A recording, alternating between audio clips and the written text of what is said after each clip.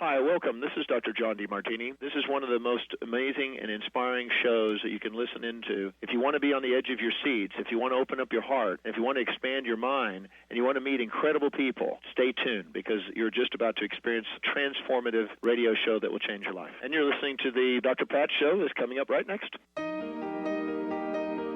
Welcome to the Dr. Pat Show. Talk radio to thrive by. Powerful, inspiring, and coming to you live, bringing you stories of people like you and me, busting through and living life full out. Get ready to dare to wonder what your life would be like if you knew you could not fail. Hi, my name is Craig Richardson, and welcome to a special edition of Mind to Heart. In this show, we take a journey from our logical, critical mind to the power center of our heart, where real transformation occurs. My guests help us understand our journeys by telling them about their paths and lessons they've learned along the way. It's an honor for me today to be filling in for Dr. Pat, our fearless leader and founder of Transformation Radio. We wish her Godspeed in her recovery. Our health is one of the most important aspects of our lives. And when we are faced with serious illnesses and we approach it with faith, spirit, and an open heart, it can be remarkably transformational. My guest today, Kristina Baum, has been through such an experience. She was working away on a communications career in our nation's capital, and by any measure was enjoying great success. However, Kristina's life would change forever, as would the trajectory she would take, starting in 2012 when she was first diagnosed with melanoma. Instead of letting her illness get her down, Kristina faced her greatest challenge with vigor and courage, and in doing so lives a full and rich life today. She's also become a beacon of light and inspiration for others. Anyone who's met Kristina is immediately taken by her grace and her warmth. Her smile can light up any room, and there's a depth to her that's unusual. She's used her cancer illness, which reoccurred 2 additional times, to help others who struggle with the same illness. She is an outspoken for patients' rights, and using her professional background in national policy, she advocates for access to non-FDA approved drugs. And if that's not enough, she's become an avid runner and has successfully completed such marathons as the New York City. She runs with the intention of raising money for cancer research and will be taking her cause to Chicago later this year when she participates in that marathon. And by doing so, she becomes an inspiration for everybody she comes in contact with. So it's my pleasure now to bring in my guest, Kristina Baum. Kristina, welcome to Mind to Heart. Thank you for having me, Craig. Well, it's great to see you. I'm friends of yours on Facebook, so I noticed that you had just spent a few days of R&R in the sunshine. Where were you exactly? I was in Turks and Caicos. I was with a bunch of girlfriends there, just celebrating a 40th birthday of one of my closest friends. Well, it looked neat. I even saw a picture of you jumping off a cliff, so that must be part of as I described you, you've taken life with great vigor. So it's great to have you on here. So I'd like to start as I talked to you initially about the show. My show is about journey. So I think the best place to start with you is the beginning. Can you give us a little bit of background on where you grew up, the type of family environment you had, and things like that? Sure. So I grew up.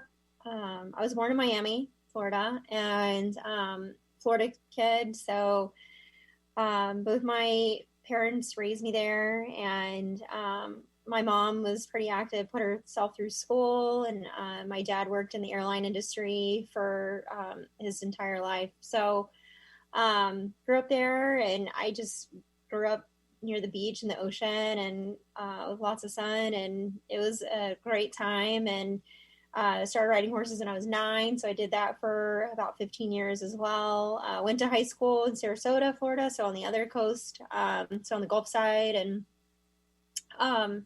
it was a great time. Yeah, and in Florida, it has that. I had cousins growing up. I grew up in the opposite end in the cold New England, and we used to love to go down there. They lived in Miami as well, and it just seems like that. That's such an active lifestyle. And what got you interested in traveling north to the nation's capital? So I had gone to University of South Florida for my first 2 years of college, and then I actually got a scholarship, an equestrian scholarship, to transfer to a small school in Missouri where I went my back 2 years. So in fact, that was, I think, the first time I actually saw it actually snow was when I went to college my junior year. So, and then what was important was I started interning at the Capitol between my sophomore, junior summer. So that was my very first time. I interned for Congressman Dan Miller of the Florida Congressional 13th District. Yep. And so it was a short-term internship. I was there for maybe 4 weeks, but I had an absolute blast. It was an amazing office to intern with. And as an intern, I mean, this is going to definitely date myself, but email wasn't like the best like form of communication in a lot of ways. So there was not Blackberries or anything like that. So back then, whenever people wanted to invite interns to like a lunch or a dinner or anything like that, they would send a fax. So my job was to go and collect all the faxes and divvy it up to all the policy staff in the office. And that was actually a lot of fun because half the time the policy staff didn't want to go to any of these briefings or luncheons. And so I would get to go instead. So when you're 19 years old in the nation's capital, going to a little briefing, you know, by the Council on Foreign Relations on Iraq Reconstruction sounded like the coolest thing ever. So that's kind of how I kind of cut my teeth on how Washington worked a little bit and getting to learn. It was that same summer I was invited to it was an intern series guest speaker situation that APAC did. And so they had at the time, he was at the time White House Press Secretary Ari Fleischer, who was speaking. It was somewhere in DuPont, and it was this big ornate room. I can't remember where it was. And so I went, and basically it's just Ari Fleischer is up there answering all these rapid fire questions from all these college kids. And so, I mean, on every topic you can imagine. And I just remember thinking, this is amazing. Like, this guy is so talented. Like, he's answering these questions, but not like actually answering some of these questions, but you think he is. And the Potomac two-step, right? Is that what they call it? Yes. And, right. And I mean, he did it flawlessly. And I just remember thinking, wow, this is an amazing talent to really, craft words in a way that is just so surgical. And I'm also not good at math, so, which as most communicators aren't. So I can attest, yeah. So I just thought, wow, this is amazing. And I was always really good at, my scores were always good at the comprehension, reading, and words. So I'm like, well, maybe this is my thing. And, so that's kind of what kicked off me being very interested in communications and in the political sphere. And then I went back and interned the following summer. I gave up a summer studying Spanish in Costa Rica to go back to D.C. You definitely were hooked then, right? Yeah, so interned for Catherine Harris the following summer, who was the new incumbent for that same district. And it just kind of took off from there.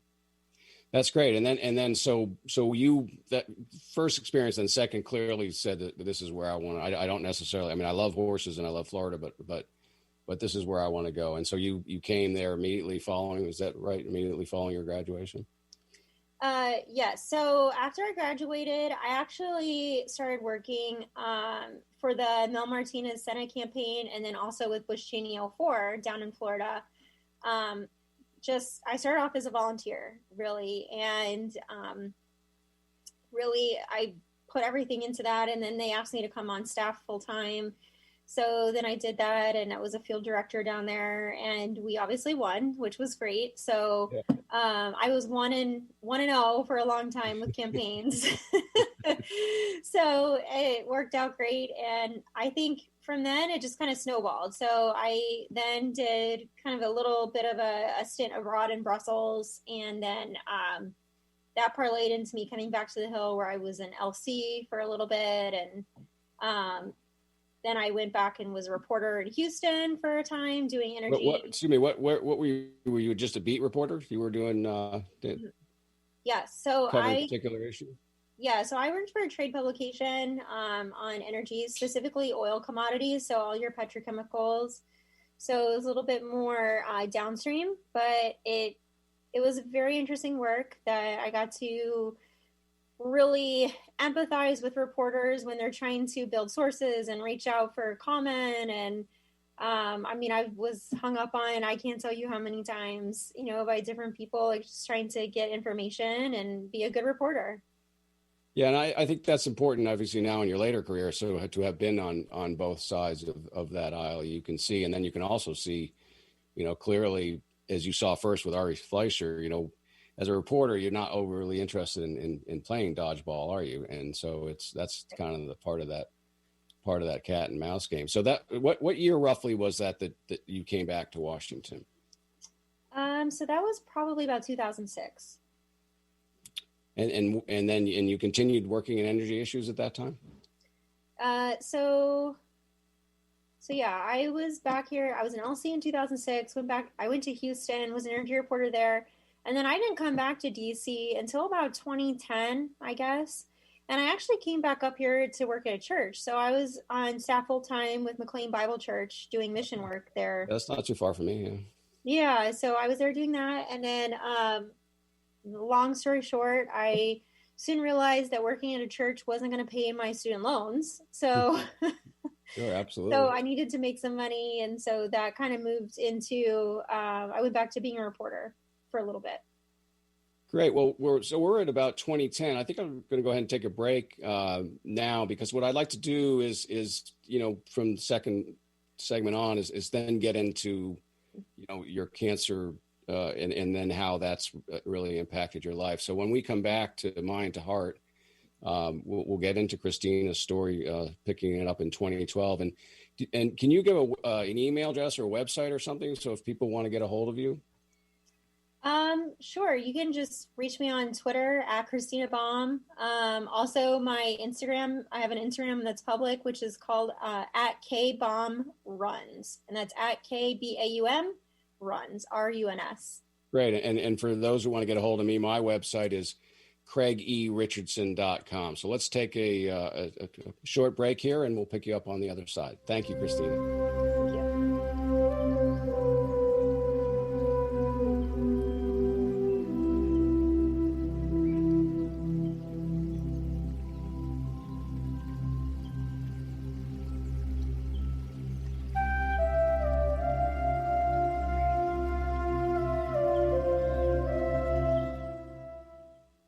How do you feel? Just okay? Well, how about you tune in and get ready to be more with the Healing Hour with me, Doc Martin, every third Wednesday at 11 a.m. Pacific on TransformationTalkRadio.com. I'm ready for your questions, and I can't wait to help you find the answers. Every month, we'll have a new live call-in show with innovative topics and a powerful hour of healing. To learn more about me, visit DrSharonMartin.com. See you there. I'm going to be here. You won't want to miss it. Tune in to The Jen Royster Show, intuitive guidance to inspire your life, each Thursday at 8 a.m. Pacific and 11 a.m. Eastern on TransformationTalkRadio.com. This amazing show is an inspirational hour that will take you on an epic metaphysical journey to discover the spiritual approach to life's greatest challenges. Dr. Jen is an internationally known intuitive counselor, spiritual teacher, and energy healer. Call in for intuitive readings and visit JenRoyster.com for more information. Are you ready to invest in your best self? Join Sabrina Wright as she shares tools for creating joy and balance in your life every single day.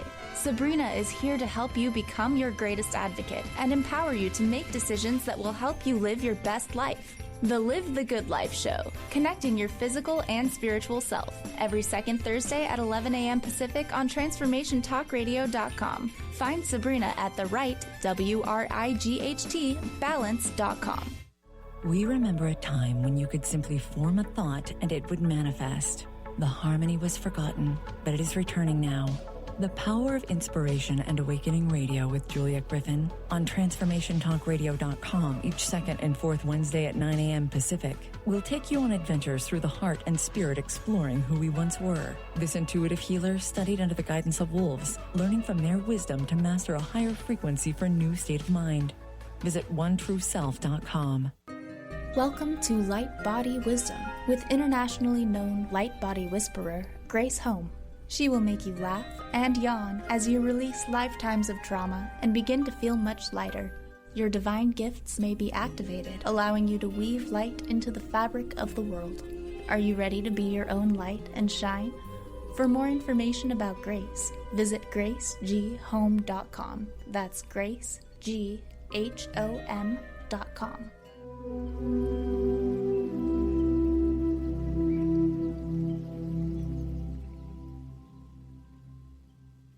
Hi, welcome back to Mind to Heart with Craig Richardson, filling in today for Dr. Pat. Kristina, can you give your Twitter handle out again for folks? Sure. It's at Kristina Baum, and that's Kristina with a K, last name Baum, B-A-U-M. So it's just at Kristina Baum, all no spaces, no characters. Okay, great. And my website again is craigyrichardson.com. Kristina, before the break, you had given us the exciting history of how you came to Washington as an intern and then returned, and then we were roughly in that pre-period. Can you walk us through how the cancer diagnosis happened, and how all that experience was? Because I imagine I grew up in Washington. I know or didn't grow up, but I've been here, and I know you sort of live a happy-go-lucky life. And can you walk us through a little bit about the symptoms and how that all happened? Yeah, so it was 2012, and I had just started a new job with a public relations firm. So when I was working at the church prior to that, I didn't even have health insurance. So it was really a miracle that I had accepted this job where I could have health insurance. And so I had just kind of this spot on my arm. It was colorless. It would look, I guess, just like kind of like a bug bite or maybe like a wart, something like that.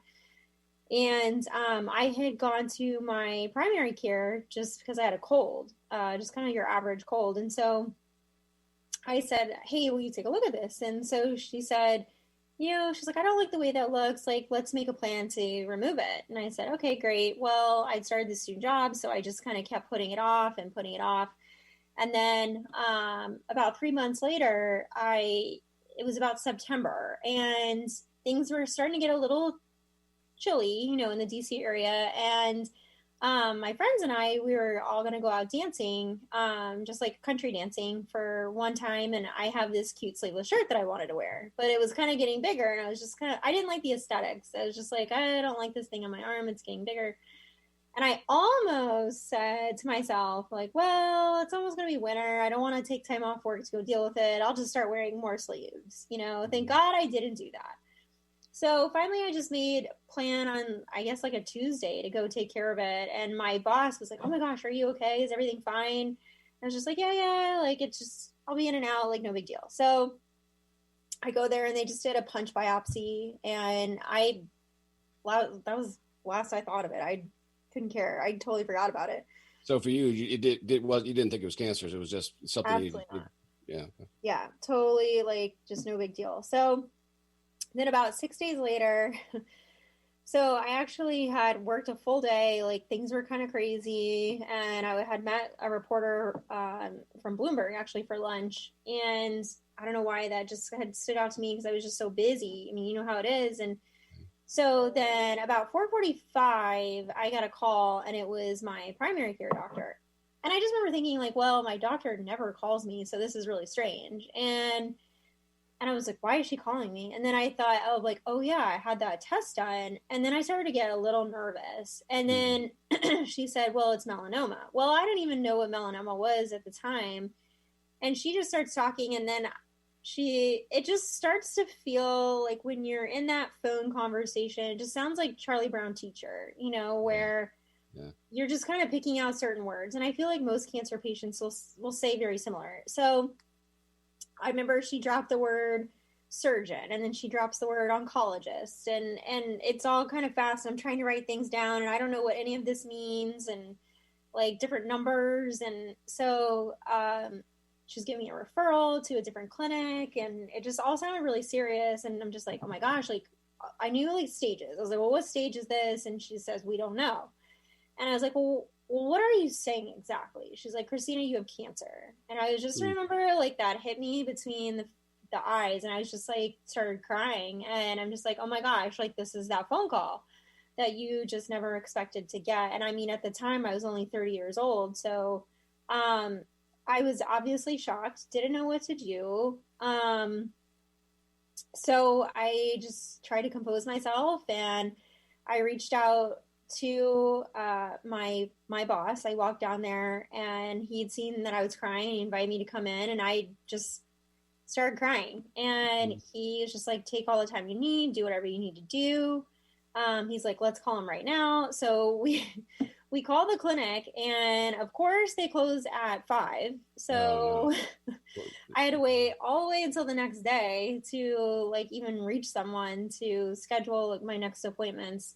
So it was a really tough day. And then of course, after I talked to my boss, I had to deal with calling each of my parents, and talking to them, which is a difficult conversation because they're just as confused and unsure as I was, what's in store. Had you had any of this in the family before, or was this? No. Yeah, just me. Probably being with the fair skin and the sun, probably, right? Exactly. Yeah. Yeah, and that must be hard because it's, normally they get those phone calls or check-ins and how are you doing, and I got this promotion or whatever, and just like you, it's you had to relive all that again and again. Yeah. So went through those same phone calls 3 times. So, yeah. And other than sort of, I can imagine that first day or even longer, you sort of feel gut punched. But it sounds like you approached it sort of in a way that you would any kind of policy issue. What are my options? What is that how you approached it? I mean, what does this look like? What should I do? Or yeah, I mean, the way that the clinic had set it up, they put all your appointments in one day. So you meet with your surgeon, your oncologist, and your oncological dermatologist. And so you kind of go through the whole gamut, and they kind of walk you through what the recommended course of action is. So for me, they recommended immediate surgery to remove it, which is they call a wide excision surgery, and to do what they call a sentinel lymph node biopsy. So for me, it was a pretty extensive surgery because I guess my tumor was rather large.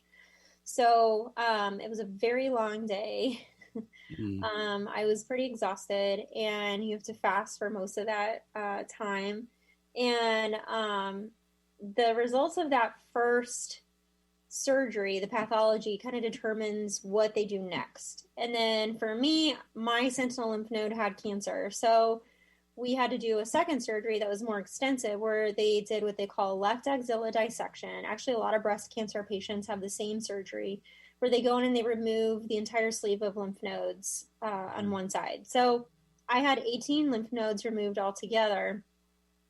And so fortunately, none of those tested positive with the additional one. So my first diagnosis, I was stage 3A. And at the time, there were no advanced immunotherapies approved for stage 3A. So I had to take an old drug called interferon alpha 2B, which was miserable. So that drug was awful. And they use it for a few other things now still, I think, maybe hepatitis and several others. But I mean, like, I lost most of my hair. The fatigue is just terrible. Like, you feel nauseous and sick all the time. You basically feel like you have the flu. And it's like that for about a year. And you do about a month of it intensive in the hospital, where you're getting it every day. And then you get it every other day until you reach like 9 or 10 months. So I could only last 6 months. I finally self-withdrew. I was just like, I can't take this anymore. Yeah, this is not, I mean, the quality of life must be. And you were still trying to work during this time, were you not? I mean, so during the first one, when I did the month intensive, my employer encouraged me just to take time off work. So I did that. And then I came back in about a month later, so only 1 month. And then I continued to try to work. And then we started having some issues where we thought it might have popped up in my lungs. And so my employer just kind of gave me a few months to just recuperate and kind of physically get back to where I need to be. And so that was really helpful to have that time. So, yeah, it was, it was a lot, but that was the only time I'd ever taken off work for cancer specifically. Yeah, and because it's important, right? Isn't an important part of the treatment is to be back as a normal schedule and to be around, because you don't, otherwise you sort of sit at home, right? And you know. Exactly. Yeah. And I think a lot of ways it can be more mentally challenging than physical. Yeah, I mean, absolutely. And you know, and I suppose that you meet there, you found a support group, I assume, or through some of this thing, or did that come out? Yeah. So the first time I went through cancer, I did start attending a young adults with cancer support group. I think it's Connected with Life with Cancer, which is connected to ANOVA. And they were great. It was so important to connect with other people that were in the same walk of life as I was.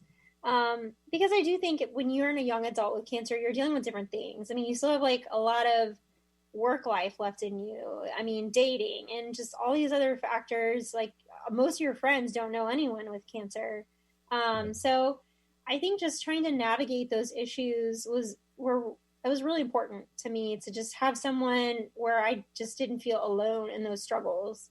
And it was really life-giving to me to weather that with a group of people. A few I'm still like really good friends with to this day. So, but the flip side of that is when you're in a support group like that, there are people that will die. So, so I have definitely lost a good chunk of friends along the way to cancer. So it's bittersweet, but I would say the benefits outweigh the risks. Okay, well, we're going to take another break because this is the part that we really want to get into a little bit more, and also your own personal faith, because I think this has to be part of the mix to somebody who was tackle this the way it is. So when we get back, we'll talk a little bit more about that after the break. Thank you.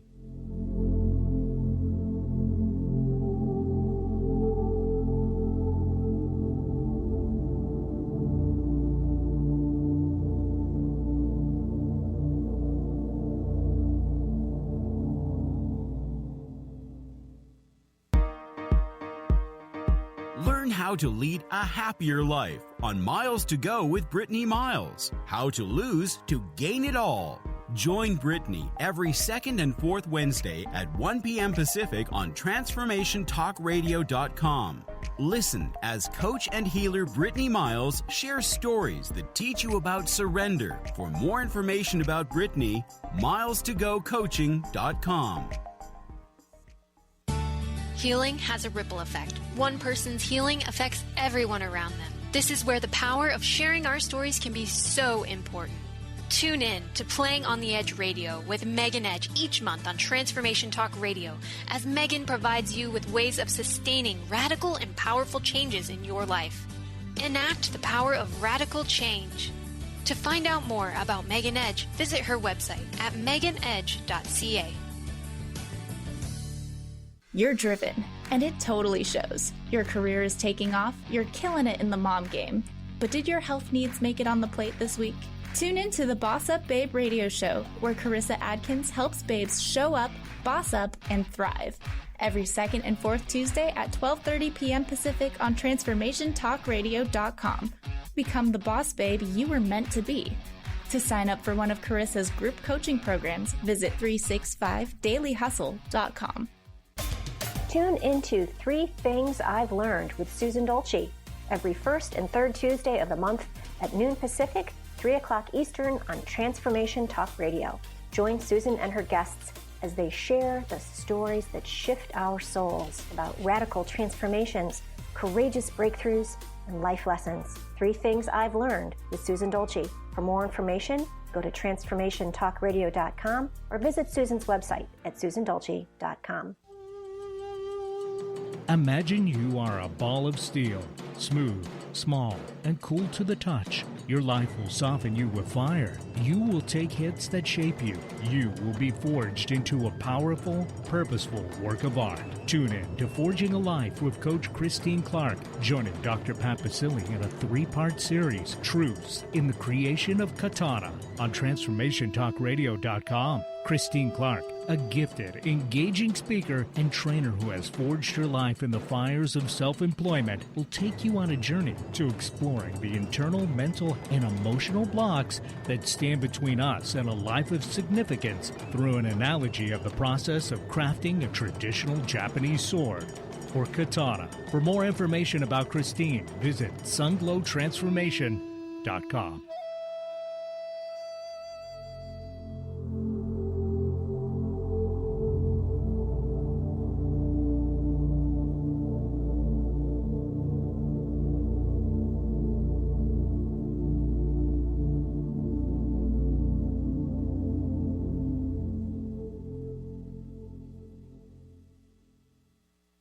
Hi, welcome back to Mind to Heart with your guest host today, Craig Richardson, filling in for Dr. Pat. And my guest is Kristina Baum, who was talking before the break about how she had been diagnosed in her early 30s with cancer and how that had sort of sent her on a trajectory. Kristina, when we went to the break, you were talking about the importance of the support group that you had around you, and and sort of pointed out that the tough part about that is that you do lose soldiers along the way, people that you're close to. I imagine another thing that sustains you is some type of faith or spirituality. And can you talk a little bit about that as well? Yeah, I think to really talk about that, I think it's more like how my faith was weathered through all three diagnoses. Like they were all very different. In terms of faith, like my first one, I would say was, I don't want to say easy, like faith-wise, but it was definitely a lot easier to weather, I think, in comparison to the other two. It was just kind of straightforward. Like I felt like I was in a really great place with my faith, like when I got first diagnosed. And I remember that day, all I wanted was people to pray for me. And so I emailed pretty much just anyone I could that was in my address book. I just kind of wrote out a little update of what was going on with me, and people I hadn't even talked to in a while. I was just really desperate for prayer. And I mean, nothing like this had ever happened to me, so I didn't know what that meant. And I just wanted support and people to really like seeking the Lord for me. So and that just kind of snowballed into I just felt like this rally of support the whole first 3 months of that first diagnosis. And it was amazing. Like some people like I hadn't heard from in forever reached out and were just so kind. But then I do think that some of the pitfalls, and a lot of cancer patients talk about this, is that you get people that like kind of come in hot and they'll do like one really nice thing and then they like zip on out and you never hear from them again. And so with that, I think, I mean, I'll try to be like succinct, but because I could talk about it forever, but it really made me think of just how I loved on the mission field and nothing against short-term missions. I think short-term missions are amazing, when used correctly, and they're a great tool in furthering the gospel. But I know like in some of the short-term work that I'd done, I would like get shuttled into this like third world country and like love on these kids for a week, who didn't even have parents. And then when I'm getting ready to leave, I'm like peeling an 8-year-old off of me who's like screaming and crying. And like, it's hard to like go back, disrupt your life and find enough money to go back all the time. So, and I just kind of felt like, wow, like I've done that myself, where I've gone in and done something big and then like I zip right back out. And like, that's just not how I want to love like long term. So like, I'd say like in my first diagnosis, that was really more the tangible impact for me, is that it really helped me understand like, what is compassion? What does compassion mean in the New Testament? Like the Greek word for compassion in the New Testament means to suffer with. And so how am I suffering with my brothers and sisters in the faith, like, or people in general? Like, I really just wanted to love better and love well this side of heaven while I still have time. So now is a time where I can do that. And that's probably going to look like some hard investment. There's going to be like a lot of iron sharpens iron. There's going to be challenges to investing and loving people well in the way that God calls us to love. And that's not always like zipping in and then zipping out, if that makes sense. Yeah, absolutely. And, we all, and I think from the other side of that too, and I've been obviously on that side, you sometimes it's from that person's perspective, they just don't know what to do anymore. And I think particularly those people, which I tend to be a little bit, if you're empathetic, it's sometimes you feel that pain so intensely of somebody else. And so you're a little bit at a loss, I think. And so I think from your perspective, you probably did have that core group of people, and some were most likely people who had cancer themselves, but there were probably other people maybe that you didn't even expect that are still with you now that you didn't expect that. Yeah, for sure. I mean, having cancer, it's such a raw place to be, like you are trying to like mentally like wrap your head around this huge life-changing event. And and I will say, like, after 3 months, like, and again, like, I was a young person, so, like, so it's like a lot of young people aren't used to having friends that have cancer. So, a lot of people like don't understand, like, oh, why are you still dealing with cancer? You know, you already had surgery, it's already removed. And it was like, it's not that simple. Yeah, so, but like some of the older people like totally get it. They're like, oh wow, this is a long haul situation, you know? So I do think like there's like an age component to it, but I will say, like, you know, like certainly there's some people that had just weathered all of it with me. And it's just, I mean, people who've kind of seen me in those like walks of life are just so near and dear to my heart. And just understand like what I've been through and how hard it is and how raw it is. And just like, you feel so helpless and, you feel so needy, you know, and that's like, needy is such an uncomfortable feeling for so many people. So like, no one wants to feel needy, you know? So, that's like, it was just kind of a tough part in that way. And the second and third diagnosis, I struggle with my faith in different ways, but, the first one was just like, it was kind of like, all right, we're getting your feet wet and then we're just going to start throwing bombs at you. I was wondering if, you know, and I'm reminded, are you familiar with the movie Forrest Gump? Yes. Probably. So, you know, there's that scene with Lieutenant Dan's up on the mast and he's screaming basically at God. And, you know, it was in the middle of a hurricane. He's like, is this all you got? He's like taunting him. I mean, did you have that moment or moments where you're like, you know, second or third diagnosis? I mean, what's going on here? I've done everything by the book. When I mean, did you have those kind of falling out or those fist fights with God somewhere along the line? Yeah, definitely. I mean, I think it was like more in the second diagnosis because that one was much more serious and we didn't know if I was going to respond to therapy. In the second one, and even the third one was even more serious than that. So I think it's more just kind of like, you know, why would you have me go through this so many times, God, you know, and like you shake your fist at God and like, why does it feel like nothing's consistent? Like, I don't understand. And it's just so scary, you know, like, I mean, the third time when I had the brain tumor, melanoma tumor in my brain, you know, my doctor said, he was just like, he's like, yeah, you might die. That's a very real possibility. And people with the genetic makeup of the tumor I have don't live very long. So, I mean, maybe like 6 to 12 months. And so, you know, I mean, I was dealing with very real questions like, am I going to outlive the shampoo in my shampoo bottle? You know, and like, that's just terrifying. And so just, Lord, like, why? Like, what is going on? You know, and what do you want with my life? Like, how is this glorifying you, God? You know, and just like a gazillion questions like that. And I think it's just, you have to kind of rest in the not knowing, which is so uncomfortable for a lot of people.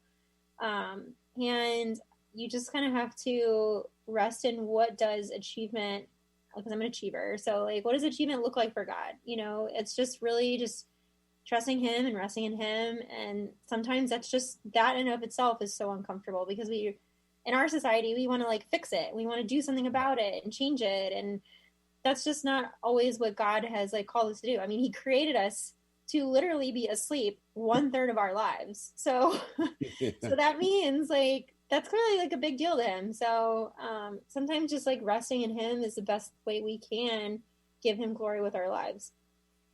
And like Lieutenant Dan, did you have a moment of, you know, sort of where you had that wrestling match, or did you have some peace afterwards? I assume you did. I mean, you look, you know, you're generally a peaceful person. Yeah, I think so. I mean, I think it's a daily struggle or walk, I guess, like to just constantly look at it. I mean, now that I feel like I'm on the other side of it, it's more like looking back and what I'm trying not to fall into now is like, what would my life have looked like had I never had cancer? You know, how would my life be different? You know, would I be like a vice president of a company or like, I don't know, like what that might look like. So it's hard not to like fall into that trap of like those questions, but really just, what if? Yeah. Cause it's definitely not a path like I chose for myself. So, but I just have to trust, like one movie I'll tell you is Soul Surfer. What's the name of it? Soul Surfer. I'll have to look that up. So it's a movie about Bethany Hamilton, and she loses her arm in a shark attack. But anyways, at the end, she basically says, I've been able to love even more people, like, having had this happen than I would if I had both arms. And that's kind of how I felt, where it's like I've been able to do more with my life with these challenges versus had I never had them, I guess. So so for that, I'm grateful, and I just want more hope for more patients that are out there that had been struggling just like me. Well, you are, as I said, a phenomenal inspiration for people. And when we get into our last segment, I want to get into a little bit more, because you have a race coming up, and you've been raising money for research, and you've been a patient's advocate. So I want to hear a little bit more of that, in terms of, because you are literally turning your situation into grace and love for other people in ways that are amazing. Can you give out your Twitter handle again? Sure. It's at Kristina with a K, Kristina Baum, all together. So at Kristina Baum, and that's my Twitter handle. And then Instagram, my DMs are open at KBaumRuns. Yeah. Run, Forrest, run, right? Yeah, exactly.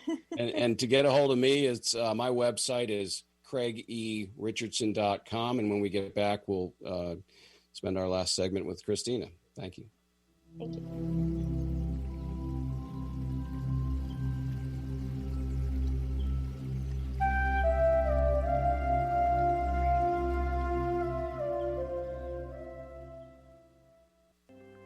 The Truth is Funny. Shift Happens with monthly guest host Karen Benton. Tune in for powerful conversations about health and wellness.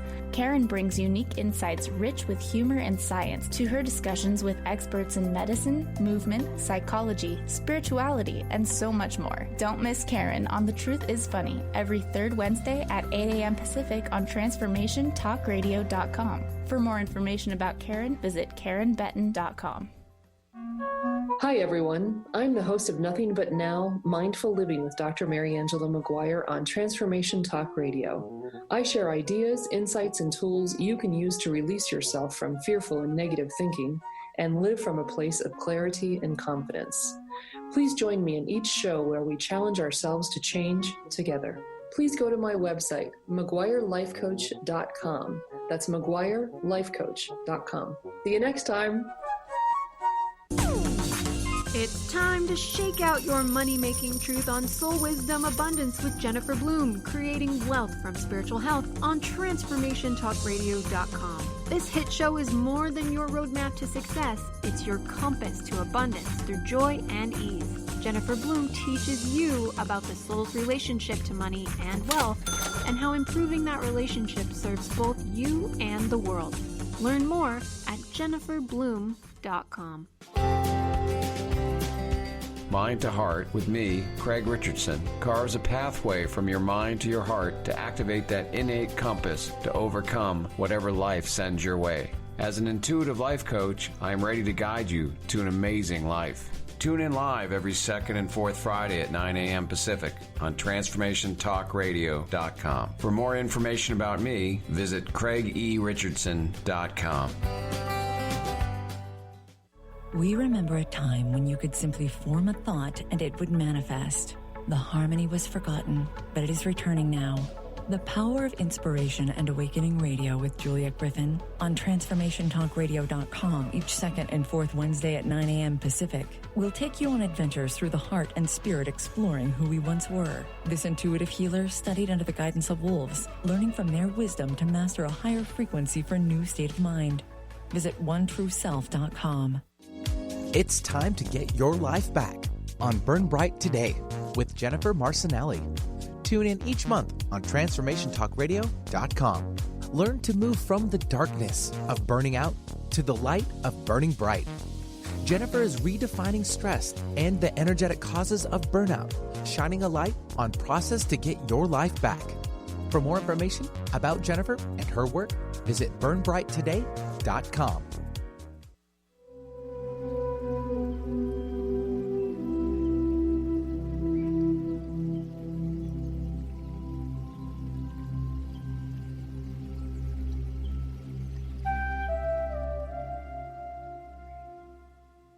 Hi, welcome back to Mind to Heart with your guest host today, Craig Richardson. I'm filling in, as you know, for Dr. Pat and her show, and I'm really delighted to have with me today Kristina Baum, who was telling us through her experiences with 3 times with cancer.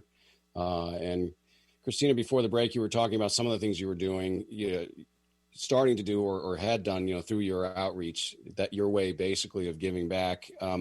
Can you talk a little about patients advocacy was one, and then all of a sudden also what you're doing with the FDA non-approved drugs? Yeah. So, basically right now I've kind of parlayed a lot of my athletic goals. So during or after my second diagnosis, I felt so weak that I just knew I never wanted to feel like that again. I really wanted to feel strong, and and I really got on board with just having like women and certainly men too, just like feel strong and feel good, feel capable. I couldn't even like lift my arms, like wash my hair over my head because the drugs had like taken so much from me. So I just started off small, I started off with just like trying to do one little like modified push-up and then like walk a mile. And then like I would start on weekends turning that into more and more, and it just slowly build from there. But you just have to start with one step, right? So, and one step can turn into 2 and 2 turns into 4 and it just grows. And so for me, I committed to doing my first triathlon, which was one of the hardest things I've ever trained for. So I'm not a competitive swimmer at all. I thought, I was like, well, how hard can it be? Michael Phelps makes it look so easy, right? So, how hard is that? So it's actually really hard. So I swam my first 25 yards and I thought I was going to die. So like getting the breathing down and all that. But anyways, like, I did it. And so I just thought, well, I could probably do this again. And running is more my passion. But I still enjoyed all of them. So I just kind of kept training. And so 2018, I just made a commitment to myself. I was just like, look, I'm going to run as many half marathons as I can. And so I ended up doing 7 total. Oh my God. And because I moved back to DC during that time. And then I did my first marathon. I did the Marine Corps Marathon in October, which was so great. I had wanted to do that, and training was fantastic. I had the best time. It was hard, but I loved it. So I just kind of kept on going from there. So now I've run about 3 marathons and an ultra. I did my first 50K this past fall. And so now I'm training for Chicago. But my main message that I just want people to know, specifically cancer patients, is that you can do hard things. And the best way that we beat cancer is by how we live our lives. Once you let cancer start beating you at your quality of life, that's when it starts to win. So when I was on treatment, even like radiation, and like a couple years ago, there were some days where all I could do is get out of bed and get myself dressed. And if that's all I could do, that's okay. To me, that was a workout that day. Wow. And then maybe the next day we'll see what my body could give me. Maybe the next day I could get up and I can do, maybe 5 squats, air squats, no weights, just that's it. And if that's what my body will give me, then great, that's better than 0. So, and it was just, that's how I had to live my life for a long time, and it really is just listening to your body and what your body will give you. But you need to be able to like push yourself a little too.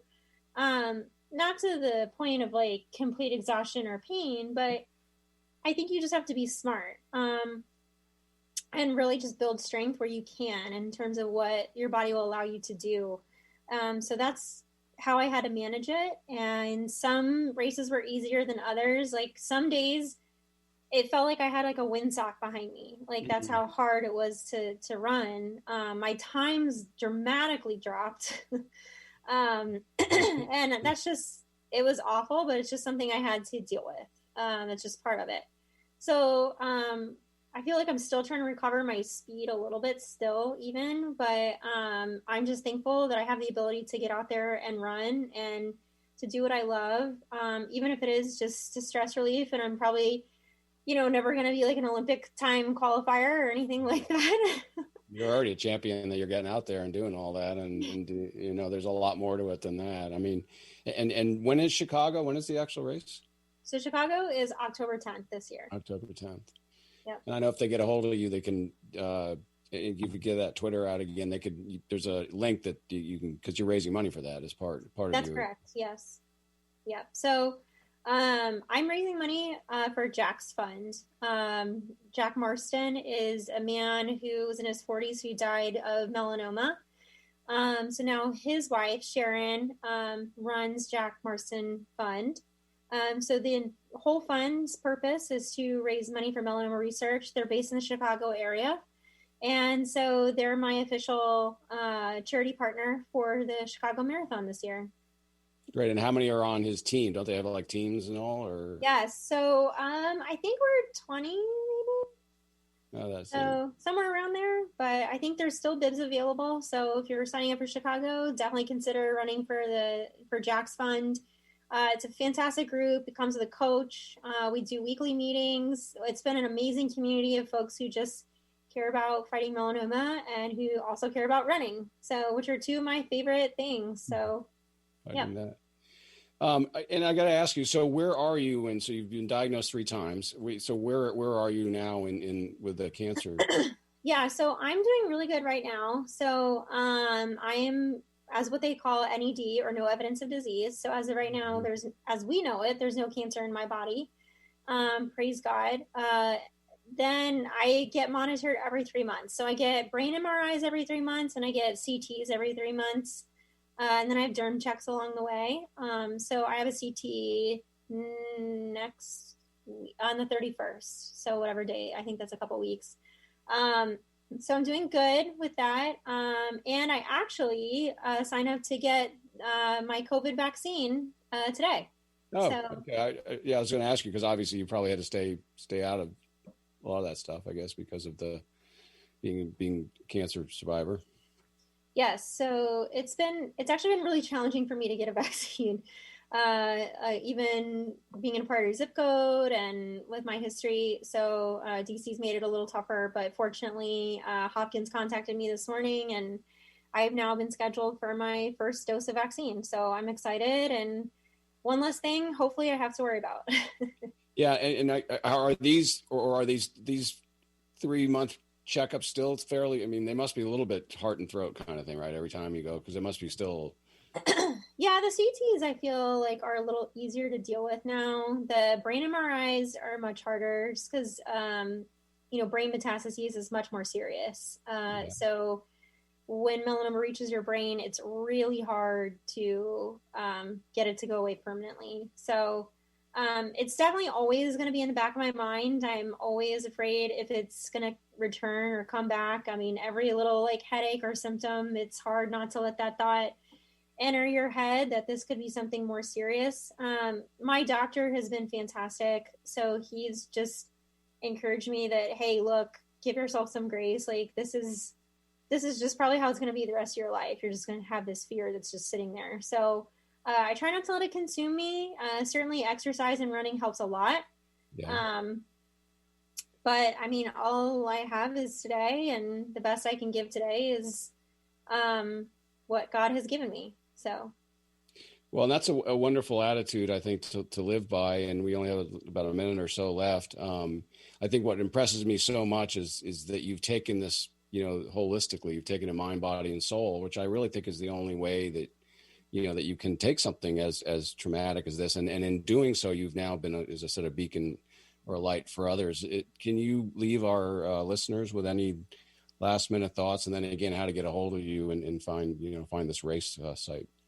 Yeah, I would say, if you exercise or if you don't exercise, get out and do it. I remember just thinking, man, I wish I could just get out and go for a walk just because I can. So I think so many people take their physical ability for granted these days. God gave us the ability to walk and run and do physical activity. It really is a celebration of the life God has given us and the ability that he's given us. So I think just embrace it. And just do it. It's just one of the best ways we can beat cancer every single day. for your friends and for yourself. Just get out there and do it and celebrate who he's made you to be. And if you want to reach me and continue the conversation at all, you can reach me on Instagram at kbaumruns or on Twitter at Kristina Baum. Well, Kristina, I really appreciate it. You're a hero. What you've been through, as I said, an inspiration, and really, I hope people that listen today will contact you, because it's what you've done in terms of turning that adversity is really remarkable, and I really thank you for appearing here with me today. And also, I want to thank Dr. Pat for allowing me to fill in for her, and we look forward to having her return quickly. So thank you very much for joining us today. Thank you so much. This was a treat. Lights go out and I can be saved. Tides that I tried to swim against. Views expressed on this program are those of the host, guests, and callers, and do not necessarily reflect the views of the station, its management, or advertisers. You're listening to Transformation Talk Radio.